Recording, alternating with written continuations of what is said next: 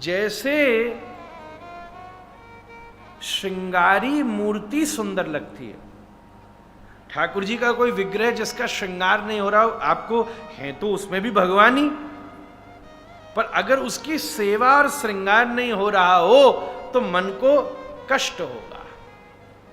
और उसी विग्रह में, अरे विग्रह छोड़ो, कोई चित्रपट भी क्यों ना हो, पर उसकी सेवा बढ़िया से हो रही हो, तिलक लग रहा हो, और उस कई तो अंगराग और चंदन से चित्रपट पर भी श्रृंगार कर देते हैं, उसी को देखकर मन में क्या आनंद होगा महाराज। जय हो जय हो, क्या बढ़िया बात है। एक बात कहूं, वाद्य को रोज संभालो तो वाद्य में संगीत रहता है कि नहीं।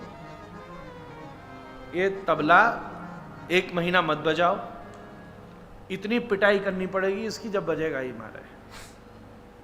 मृदंग है आपके पास, कोई मृदंग लो और धर दो 2 महीना, जानकार अगर आदमी है 2 महीना मृदंग बजाना, तुम्हारे धम धम बजेगा महाराज, उसका सब सिस्टम बिगड़ जाएगा।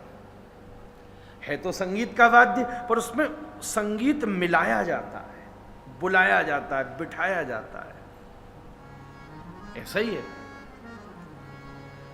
तबला को रोज बजा के उसमें संगीत रखा जाता है, नहीं तो उसमें से संगीत चला जाता है। ऐसे ही विग्रह में सेवा करके उसमें रोज ब्रह्मांश को विराजमान किया जाता है, ठाकुर जी को विराजमान किया जाता है।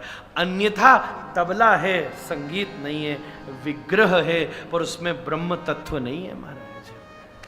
बहुत सारे स्थान ऐसे हैं, हम आप सबने देखा है, मंदिर तो बड़े पुराने पुराने हैं, पर जहां सेवा नहीं है, शुश्रूषा नहीं है, वो तेज ही समाप्त हो जाता है। एक चीज कोई माने या न माने, हर चीज में सहमत और असहमत हो सकता है, पर पूरी दुनिया भर के इस्कान में जैसी ठाकुर जी की सेवा है, ऐसी अन्य कहीं हम लोगों को प्राप्त नहीं होती। या तो ये हमने वृंदावन के पुराने स्थानों पर विधि अनुसार, भैया ऐसी ऐसी महाराज, एक एक विग्रह की ऐसी ऐसी सेवा। कुछ दिन पहले हम गए मायापुर नवद्वीप, वहाँ भगवान का अष्टसखी भगवान का मंदिर है, अष्टसखियों का। तो हमने वहाँ जल के जब देखा, हमको पंकजांग्री प्रभु ने दिखाया, एक जगह एक एक पोशाक मिनिमम 35 40 लाख रुपया की महाराज एक। आज ठाकुर जी जम करके पहनने महाराज, क्या बात है। पहनावे वाले तो नंग धड़ंग डोलने और ठाकुर रंगीले डोलने।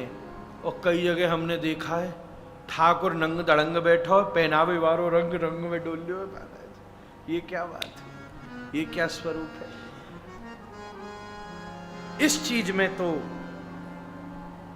दुनिया में हर व्यक्ति ने, देखो सबके अपने मत हो सकते हैं, अब मत करते रहो तो मत तो भगवान ने मुंह दिया है, जो मर्जी जो बकड़ बकड़ करे।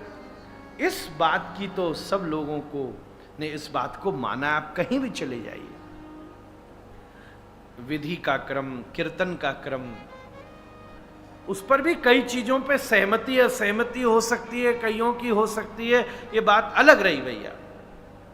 पर ठाकुर जी की सेवा, भोग बढ़िया, ठाकुर जी की आरती, विग्रह में 7 बार आरती होनी चाहिए कम से कम, चलो 3 तो हो ही हो, कुछ ना हो तो। हमने तो ये देखा है भाई, कई कई जगह दिन में 1 भी ठीक से हो जाए तो बहुत बड़ी बात है भैया। शास्त्र विज्ञ लोग जानते हैं, कई जगह हमने देखा आरती उतनी देर करी जाती है जितनी देर आरती गाई जाती है। ये कहां लिखा है? गाने से आरती का कोई संबंध ही नहीं है। आरती का संबंध है चरणों में इतनी बार, नाभि में इतनी बार, मुंह में इतनी बार, सर्वांग इतनी बार। चाहे तुम्हारी आरती गव रही हो नहीं गव रही हो, उससे कोई मतलब नहीं है। शास्त्र में ये पंचरात्र आगम की विधि आपसे कह रहा हूं, हरिभक्ति विलास की विधि कह रहा हूं, ऐसा उसका वर्णन है। ये तो एक उसका डेकोरम है महाराज, इसका डेकोरम है, कपड़े पहनने का एक डेकोरम है महाराज। ऐसा थोड़ी ना है कि वाह कुर्ता को पाम में डाली आए और पजामा को हाथ में डाली आए, क्या होगा फिर? उल्टा सुल्टा हो जाएगा सब। भाव बड़ी चीज है, इस नाम के ऊपर हम थोड़ी ना सब उल्ट सुल्ट कर सकते। क्या बढ़िया चीज। हमारे श्री राधारमण मंदिर में ये सबका अभ्यास हो, कितनी बार भोग लगे, ताजा ताजा भोग। कई जगह तो हमने देखा, कहने में बताया 300 साल पुराना मंदिर है और ठाकुर जी बेचारे 30 साल से केवल मिश्री और बतासे पर ही टाइम निकाल रहे हैं अपना। कभी कभी साल में 2-4 बार, कोई महीना में 1 बार पोशाक बदल रही है। राम राम। हमारो राधा रमण 3 बार पोशाक बदल ले दिन में महाराज, और कभी कभी मूडी हो तो 7-7 बार बदल ली महाराज।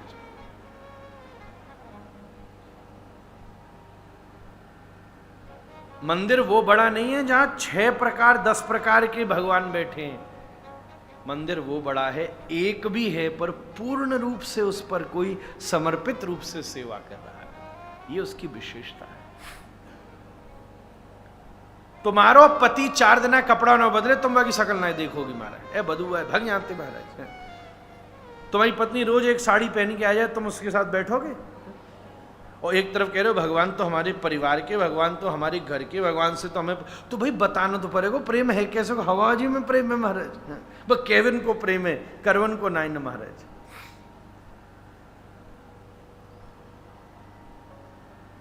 ये कैसी सुंदर, और ठाकुर जी का श्रृंगार, आहा हा।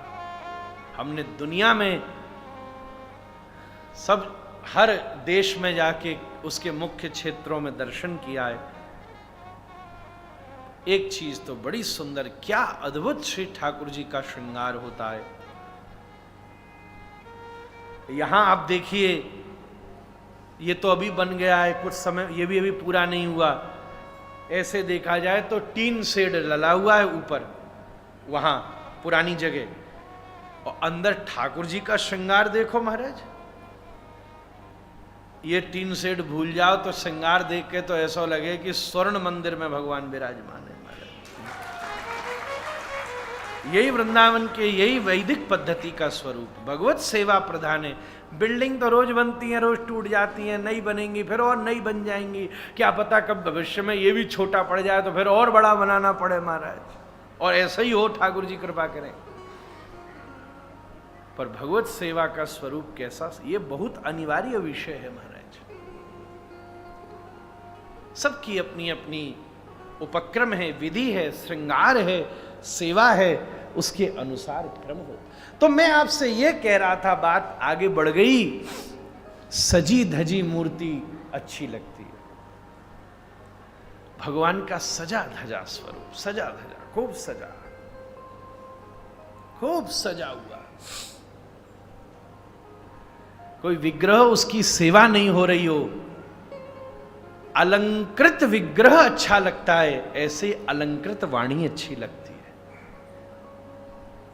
आप घर में और जो भगवान के छोटे छोटे चित्र रखते हैं, मूर्ति रखते हैं, वो कैसी भी हो चल जाएगी, पर जो आप मंदिर के गर्भगृह में रखते हैं, कम से कम उसकी तो सेवा, अलंकार, आभूषण अच्छा ही होना चाहिए। ऐसे ही भैया आप अपने मुख से इधर उधर घूमते हुए कैसी भी वाणी बोलते हो चल जाएगा, पर जब भगवत कथा कह रहे हो, जब व्यासपीठ पर बैठे हो, तो आपकी वाणी ऐसी ही सजी धजी हो जैसे गर्भगृह में सजे धजे राधा रमण विराजते हैं महाराज।